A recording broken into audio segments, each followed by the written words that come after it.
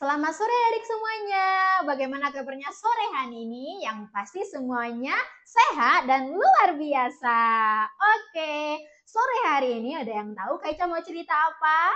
Nah, sore hari ini Kak Ica akan membawakan sebuah cerita yang sangat menarik. Berbeda dari biasanya adik-adik. Yang pasti kalau kalian mendengar cerita Kak Ica, kalian pasti akan wow, menakjubkan. Ya, karena cerita Kak Ica sangat menarik pada sore hari ini. Penasaran? Yuk kita simak cerita Kak Ica bersama-sama. Nah, di sini Kak Ica punya sebuah gambar. Ada yang tahu ini gambar apa? Atau ini gambarnya ada di mana? Tempatnya di mana? Ada yang tahu? Iya, ini adalah gambar dari pemandangan di hutan. Cantik sekali tidak hutannya? Iya, sangat cantik. Ada pepohonan, ada danau, ada daun-daun hijau, dan ada banyak bunga adik-adik. Wah, sangat cantik kan? Nah, siapa yang pernah masuk hutan seperti ini? Ya, Kak Ica juga pernah adik-adik. Dan kalau kalian pernah pergi ke hutan, apakah kalian tahu di hutan itu ada hewan apa aja? Iya, coba sebutkan hewan apa aja yang ada di hutan. Betul sekali, ada monyet, ada kelinci, ya kan, ada kupu-kupu, ada burung, ada katak, dan masih banyak lagi, ya kan, dan berbagai jenis tumbuhan. Nah, yang kalian sebutkan tadi itu benar adik-adik. Nih, Kak Ica buktinya sudah menyiapkan beberapa gambar nih untuk hewan-hewan yang ada di hutan tersebut. Lihat, ini monyet, ya kan? Ini burung, ya kan? Dan ini kupu-kupu. Tadi kalian bilang kalau kalian pernah di hutan dan kalian tahu nih hewan-hewan ini ada di hutan. Berarti kalian pasti tahu juga dong hewan-hewan ini kalau di hutan mereka posisinya ada di mana di gambar ini. Tahu? Oke, kalau gitu ayo bantu Kak Ica untuk meletakkan hewan-hewan ini di tempatnya pada gambar ini ya. Yang pertama coba monyet deh, monyet. Monyet di mana posisinya adik-adik? Apakah di danau? Tidak, pasti di atas pohon. Coba kita letakkan monyet di sini. Ya, lanjut. Selanjutnya kupu-kupu. Kupu-kupu di mana kira-kira? Apakah kupu-kupu di bebatuan? Ya, mungkin saja, tapi pada umumnya kupu-kupu dihinggap di atas bunga. Betul sekali, kupu-kupu. Nih, kita tempatkan kupu-kupunya di bunga yang ini ya. Nih. Oke, di sini ya. Di sini ya kupu-kupu. Lanjut. Terakhir, burung. Yang ini nih, burung nih, burung. Kita tempatkan di mana? Kalau burung sudah pasti juga di atas pohon. Mana ya? Pohon yang kanan apa yang kiri? Oke, yang kiri deh. Ya.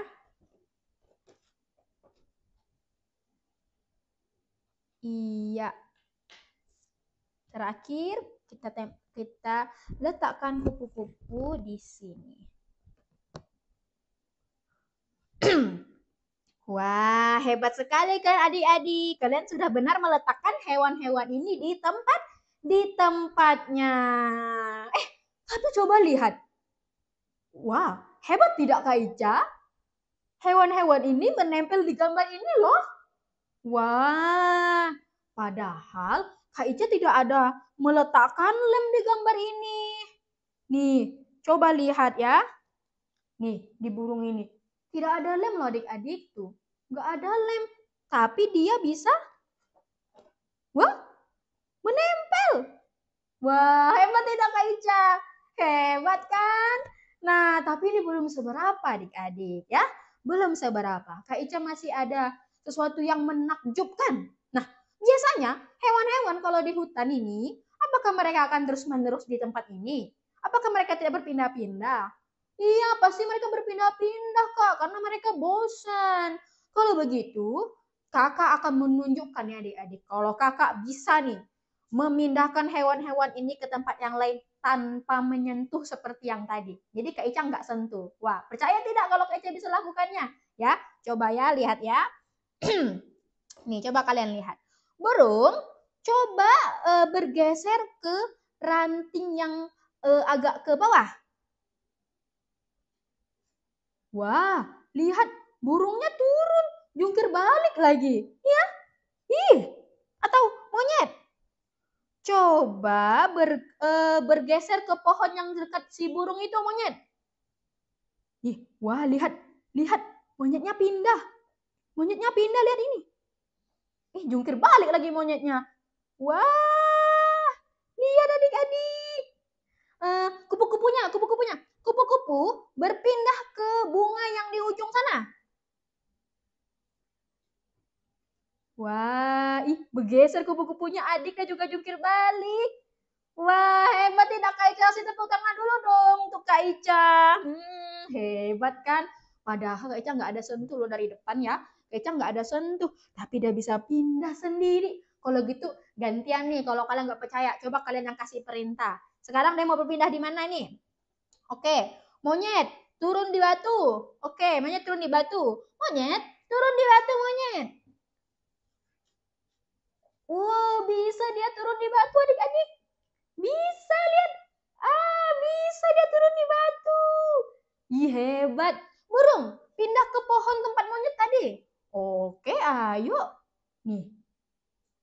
Wah, pindah dia. Pindah dia. Hah, pindah dia adik-adik. Wah, wah, pindah ke atas sedikit burung. Wah, hebat tidak?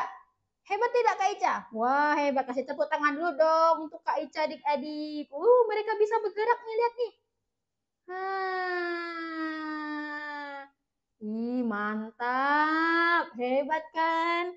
Kasih tepuk tangan dulu dong. Nah, tapi adik-adik, Kak Ica sebenarnya tidak mau membohongi kalian. Nah, Kak Ica mau jujur nih. Jadi sebenarnya hewan-hewan ini bisa bergerak karena ada sesuatu di gambar hewan ini adik-adik. Ada apa itu Kak? Nih. Jadi di hewan ini ya burung ini di dalamnya ada uang koin dari besi nih. Tuh ya, kalian bisa lihat. Dan di belakang gambar ini ada yang namanya magnet. Makanya dia bisa bergerak. Ya, magnet itu apa sih, Kak? Jadi magnet itu adalah sebuah benda yang dia itu punya gaya tarik ke benda-benda yang terbuat dari besi. Dan makanya ketika didekatkan dengan uang koin bisa menarik si uang koin tersebut, ya kan? Nih, lihat. Dan magnet ini adik-adik, dia punya yang namanya medan magnet. Medan magnet itu tidak terlihat. Kita nggak bisa lihat bendanya. Kita nggak bisa lihat medan magnetnya. Magnetnya bisa kita lihat, tapi medannya kita nggak bisa lihat, tetapi bisa dirasakan. Contohnya, dia bisa mempengaruhi si uang koin ini untuk menarik si uang koin. Makanya gambarnya bisa pindah-pindah nih seperti ini. Nih, karena ada medan magnet yang mempengaruhi si uang koin tersebut. Makanya gambarnya bisa pindah-pindah tuh. Ini namanya medan magnet yang tidak terlihat, kekuatan yang tidak terlihat ya. Tetapi si medan magnet ini akan bisa dirasakan kalau benda dari besi itu dekat dengan si magnetnya. Kalau jauh bisa nggak Kak? Nggak bisa, harus dekat. Itu bocoran dari rahasianya adik-adik kenapa Kakak bisa lakukan tadi. Nah, kasih tepuk tangan dong cerita kita. Nah, berdasarkan cerita Kak Ica dengan magnet ini, Kak Ica mau kasih tahu adik-adik bahwa untuk bisa merasakan kekuatan yang tidak terlihat, maka kita harus mendekat. Tidak boleh jauh dari sumber kekuatan tersebut. Seperti si magnet dan gambar yang diberi uang koin tadi. Ya, si uang koin harus dekat nih sama si magnetnya. Sedekat seperti ini tadi, di belakang dan di depan. Supaya bisa mendapatkan pengaruh medan magnet supaya dia bisa bergerak. Nah, demikian juga kita manusia. Supaya kita bisa merasakan, ya kan, bisa merasakan bimbingan, kekuatan dari Tuhan kita. Makanya kita harus mendekat kepada Tuhan sebagai sumber kekuatan kita. Mendekat dengan cara apa, Kak? Yang pertama, mendekat dengan cara berdoa, ya kan, membaca kitab suci, mendengarkan cerita tentang Tuhan, maka kita artinya sudah mau mendekat kepada Tuhan dengan cara melakukan hal-hal tersebut. Nih, Kalau jauh bisa nggak Kak? Nggak bisa. Kalau kita jauh dari Tuhan, jarang berdoa, maka kita nanti juga tidak akan bisa nih merasakan kekuatan dan bimbingan Tuhan. Jadi kita harus dekat terus kepada Tuhan. Kalau kita sudah belajar taat kepada Tuhan, berdoa kepada Tuhan, mendekat kepada Tuhan, maka kita nanti akan merasakan bimbingan, kekuatan daripada Tuhan. Apa contohnya Kak? Contohnya ketika adik-adik mau ujian, kalian belajar, nanti Tuhan akan tolong dan bimbing adik-adik supaya adik-adik bisa pandai mengerjakannya. Atau adik-adik pergi kemana? Lagi di jalan, lagi di sekolah, Tuhan jaga dan Tuhan lindungi. Itu adalah bukti bahwa Tuhan senantiasa melindungi dan menjaga kita. Nah, siapa yang mau merasakan kekuatan Tuhan di sini? Mau merasakan? Kalau mau merasakan, syaratnya harus apa? Harus mendekat seperti magnet dan uang koin ini. Yuk kita belajar selalu dekat sama Tuhan supaya kita bisa rasakan kekuatan dan bimbingan dari Tuhan. Sekian cerita kita sore hari ini, sampai jumpa.